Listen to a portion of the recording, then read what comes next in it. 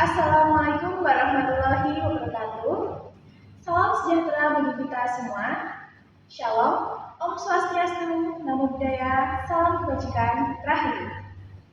Yang terhormat, Dr. Teresia Pinaka Ratnani Hapsari, Sarjana Pendidikan Magister Pendidikan, selaku dosen mata kuliah retorika, dan juga teman-teman mahasiswa Pendidikan Bahasa dan Sastra Indonesia angkatan 2024.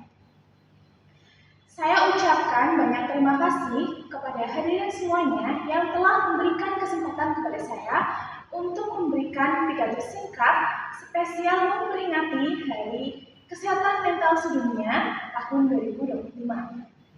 Topik yang akan saya bawakan pada hari ini adalah membangun cinta yang sehat dengan memahami love language dan juga menghindari silent treatment.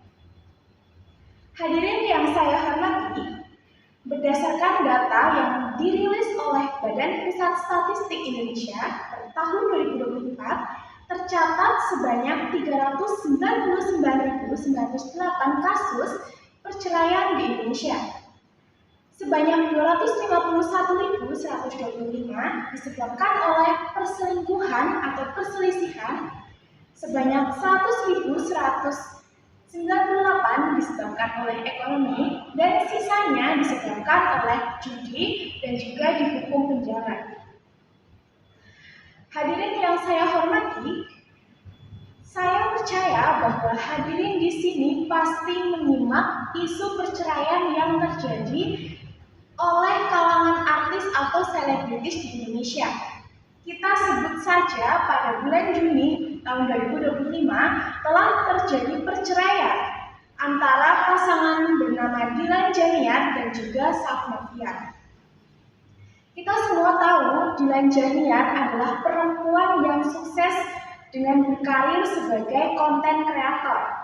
Ia memulai menjadi konten kreator pada tahun 2021, di mana video-video unggahannya mencapai jutaan viewers. Dilan Janiat resmi menjadi pasangan dari Safnovian pada awal tahun 2023, dan setahun kemudian ia dikaruniai seorang anak. Melihat kesuksesan Dilan Janiat dan juga bagaimana ia menjadi perempuan yang sukses berkarir, pertanyaan saya, mengapa Dilan Janiat menjadi korban perselingkuhan suaminya sendiri? Hadirin yang saya hormati, Ustadz Felix dalam podcastnya menyebutkan setidaknya terdapat dua penyebab seseorang bisa berselingkuh. Yang pertama, karena kurangnya ketaatan beragama, dan yang kedua, kurangnya benteng diri yang membatasi untuk tidak melakukan hal-hal berbau nafsu. Sementara itu dikatakan pula oleh Dr. Aisyah Dahlan dalam sebuah podcast, mengatakan bahwa seseorang yang berselingkuh bisa terjadi karena pasangan tidak memahami love language. Nah, kira-kira apa sih jenis-jenis dari love language? Nah, yang pertama ada word of affirmation atau kata-kata penegasan, misalnya dalam bentuk pujian. Yang kedua ada acts of service atau pelayanan. Misalnya, kita diberikan tisu oleh pasangan setelah makan. Lalu yang ketiga ada receiving gift atau pemberian hadiah. Seseorang akan bertambah cinta atau bertambah sayang ketika ia mendapatkan hadiah, baik berupa barang ataupun pujian. Yang keempat ada quality time atau waktu yang berkualitas.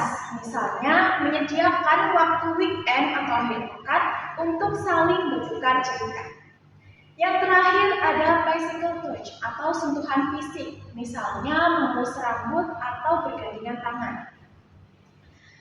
Hadirin yang saya hormati, sejatinya perselingkuhan itu mencari rumah baru karena di rumahnya sendiri ia tidak mendapatkan apa yang diinginkan, misalnya mendapatkan perhatian atau mendapatkan love language.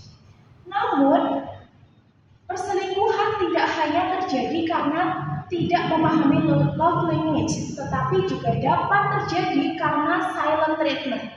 Coba hadirin bayangkan bagaimana ketika hadirin membina rumah tangga, tetapi setiap hari mendapatkan silent treatment dari pasangannya, tentu saja akan merasa tidak dihargai, akan merasa sakit hati. Nah, hadirin yang saya hormati, apa saja dampak dari tidak mendapatkan love language dan juga sering mendapatkan silent treatment? Yang pertama adalah buruk bagi kesehatan mental. Ya jelas, karena ketika kita tidak mendapatkan love language dan sering mendapatkan silent treatment, kita akan mudah stres, kita akan mudah lelah. Nah, dampak yang kedua adalah hilangnya rasa percaya terhadap pasangan. Karena apa? Coba hadirin bayangkan bagaimana ketika pasangan hadirin berselingkuh. Tentu saja kita tidak percaya terhadap pasangan kita sendiri. Nah, lalu bagaimana solusi yang bisa kita lakukan agar tidak terjadi perselingkuhan? Nah, tentu saja seperti topik yang saya bawakan. Yang pertama adalah memahami love language pasangan, dan yang kedua, menghindari silent treatment. Hadirin yang saya hormati, tidak terasa pidato singkat saya akan segera selesai. Pesan saya, semoga apa yang saya sampaikan bisa menjadi sebuah pengetahuan baru, dan saya mengajak para hadirin semuanya untuk memulai kisah cinta dengan penuh kasih sayang, kisah cinta yang sehat, agar nantinya kita menjadi contoh yang baik bagi anak cucu kita. Sekian dari saya, kurang lebihnya saya mohon maaf. Wassalamualaikum warahmatullahi wabarakatuh. Sign on to toxic relationship.